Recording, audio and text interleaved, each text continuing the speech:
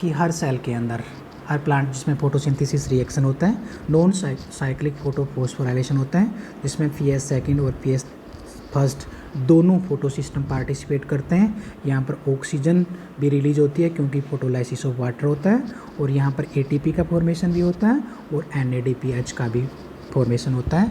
तो इस पूरी प्रोसेस को बोलते हैं नॉन साइक्लिक फोटोफॉस्फोराइलेशन। अब हम देखेंगे कि नॉन साइक्लिक फोटोफॉस्फोराइलेशन में एटीपी का फॉर्मेशन कैसे होता है। एटीपी का फॉर्मेशन कैसे होता है? क्लोरोप्लास्ट एक बाईमेम्ब्रेन सेल ऑर्गेनेल है, उसके अंदर डिफरेंट टाइप ऑफ ग्रेनम आपस में मिलके स्टेक लाइक स्ट्रक्चर ग्रेना बनाते हैं। और एक ग्रेना को हम देखें, इसको थाइलेकोइड कहते हैं। एक ग्रेना को थाइलेकोइड की ये बाइलेयर मेम्ब्रेन है और ये एक थाइलेकोइड है। ये एक थाइलेकोइड है और उसके चारों ओर ये स्ट्रोमा है, जो बाहर का एनवायरनमेंट है, ये स्ट्रोमा है। तो इस जो थाइलेकोइड की मेम्ब्रेन है, इसमें PS second, plastoquinone, cytochrome B6, F complex, plastocyanin, PS first, FNR और एनएडीपी, ये पूरा प्रोसेस जो हमने नॉन साइक्लिक फोटोफॉस्फोराइलेशन में देखा था, ये पूरा प्रोसेस है। यहाँ पे H2O का स्प्लिटिंग होता है, फोटोलाइसिस होता है। यहाँ पर H+ आयन रिलीज होते हैं, जो थाइलेकोइड के ल्यूमेन में H+ आयन रिलीज होते हैं।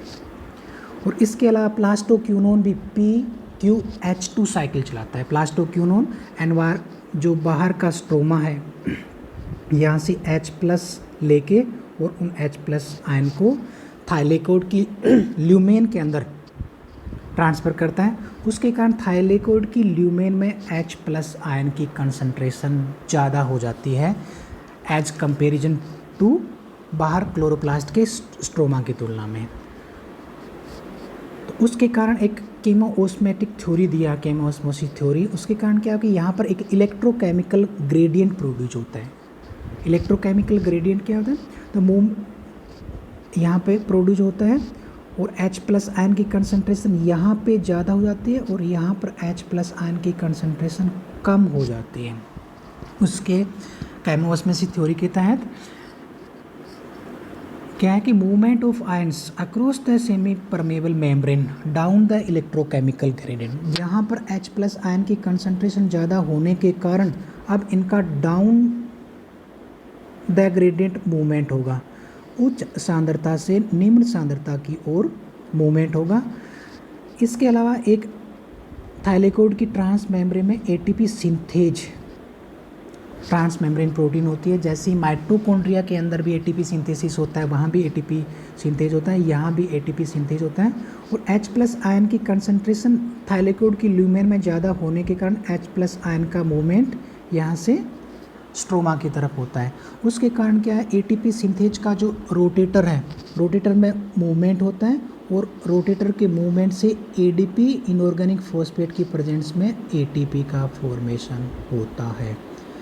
तो ये जो फोस्फोराइलेशन होता है, ये H+ आयन की ग्रेडियंट थाइलेकोइड की ल्यूमेन में अधिक होने के कारण और उसके कारण जो इलेक्ट्रोकेमिकल ग्रेडियंट प्रोड्यूस हुआ और उसके बाद H+ आयन का उच्च सांद्रता से निम्न सांद्रता की ओर मूवमेंट से एटीपी सिंथेज की रोटेटर के घूमने से एटीपी का निर्माण होता है।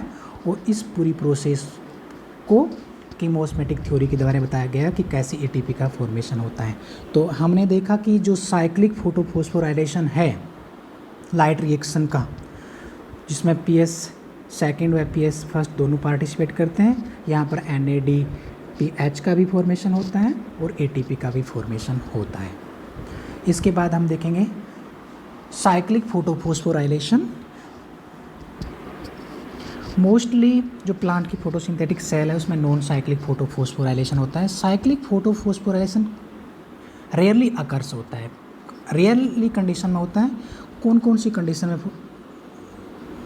हो सकता है? इसके लिए हम 3 कंडीशन मान सकते हैं। पहली, या तो पीएस सेकंड को किसी भी इनहिबिटर के द्वारा उसको ब्लॉक या इनहिबिट कर दिया।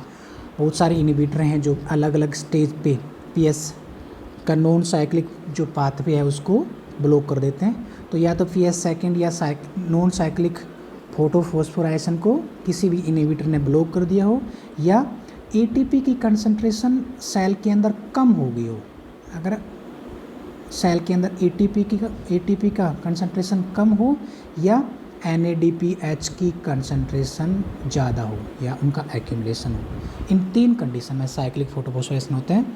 या तो एटीपी कम है, हमें ज़्यादा बनानी है, सिर्फ एटीपी बनानी है, तब साइक्लिक फोटोफॉस्फोराइलेशन होगा।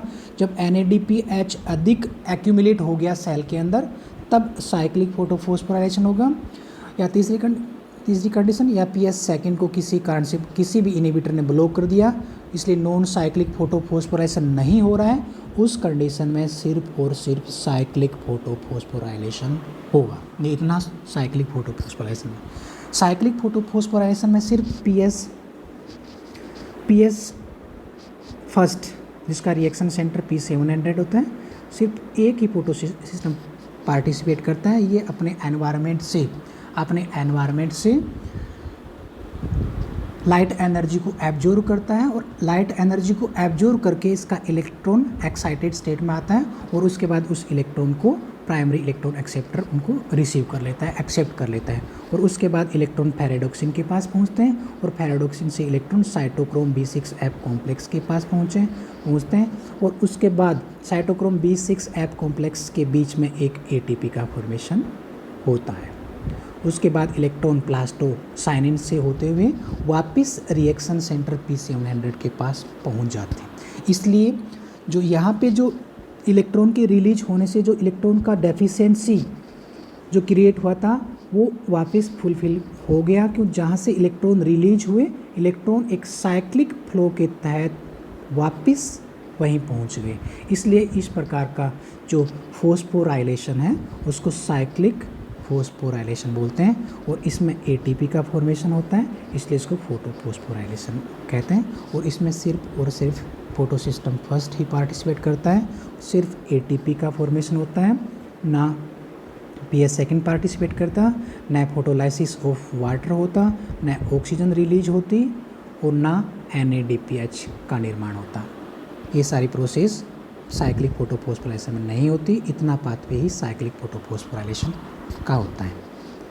अब हम देखेंगे नॉन साइक्लिक फोटोफॉस्फोराइलेशन और साइक्लिक फोटोफॉस्फोराइलेशन में क्या डिफरेंस है। साइक्लिक एंड नॉन साइक्लिक जो इलेक्ट्रॉन फ्लो होता है, ये बहुत इंपॉर्टेंट क्वेश्चन है, चाहे ऑब्जेक्टिव हो चाहे सब्जेक्टिव हो, इन दोनों के डिफरेंस के बारे में बहुत बार पूछा गया है। तो नॉन साइक्लिक फोटोफॉस्फोराइलेशन में दोनों photo system PS second and PS first दोनों का यूज होता है, दोनों पार्टिसिपेट करते हैं। As comparison in cyclic photophosphorylation only PS first ही यूज होता है, PS फर्स्ट ही पार्टिसिपेट करता है। नॉन साइक्लिक में water is split through photolysis and to replace the lost electron. यहाँ पर नॉन साइक्लिक फोटोफॉस्फोराइलेशन में जो इलेक्ट्रॉन की डेफिशिएंसी होती है उनका रिप्लेस किया जाता है वाटर के स्प्लिट से। वाटर के स्प्लिट से इलेक्ट्रॉन निकलेंगे, वो इलेक्ट्रॉन PS सेकेंड में जो इलेक्ट्रॉन की डेफिशिएंसी है उसको फुलफिल के लिए यहाँ पर यूज होंगे। साइक्लिक में water is not split to replace the electrons, the electron is recycle back the photo system. Cyclic photophosphorylation में जो PS फर्स्ट से जो इलेक्ट्रॉन निकलते हैं उसके बाद जो इलेक्ट्रॉन की जो डेफिशिएंसी है वो वापस इलेक्ट्रॉन पहुंच के उसी को पूरा करते हैं, बाकी बाहर से सराउंडिंग एनवायरनमेंट से कोई इलेक्ट्रॉन का यूज नहीं होता। नॉन साइक्लिक इलेक्ट्रॉन फ्लो में ऑक्सीजन का रिलीज होती है ऑक्सीजन, क्योंकि यहाँ पर वाटर का फोटोलाइसिस या स्प्लिटिंग होता है, यहाँ पर ऑक्सीजन रिलीज नहीं होती। यहाँ पर NADPH का प्रोडक्शन होता है, ये बहुत इंपॉर्टेंट है। NADPH एंड ऑक्सीजन सिर्फ नॉन साइक्लिक फोटोफॉस्फोराइलेशन में प्रोड्यूस होते हैं, यहाँ पर NADPH का निर्माण नहीं होता। यहाँ पर ATP का प्रोडक्शन होता है और यहाँ भी ATP का प्रोडक्शन होता है। ATP दोनों फोटोफॉस्फोराइलेशन में प्रोड्यूस होती हैं, लेकिन ऑक्सीजन व NADPH सिर्फ नॉन साइक्लिक फोटोफॉस्फोराइलेशन में ही प्रोड्यूस होती हैं।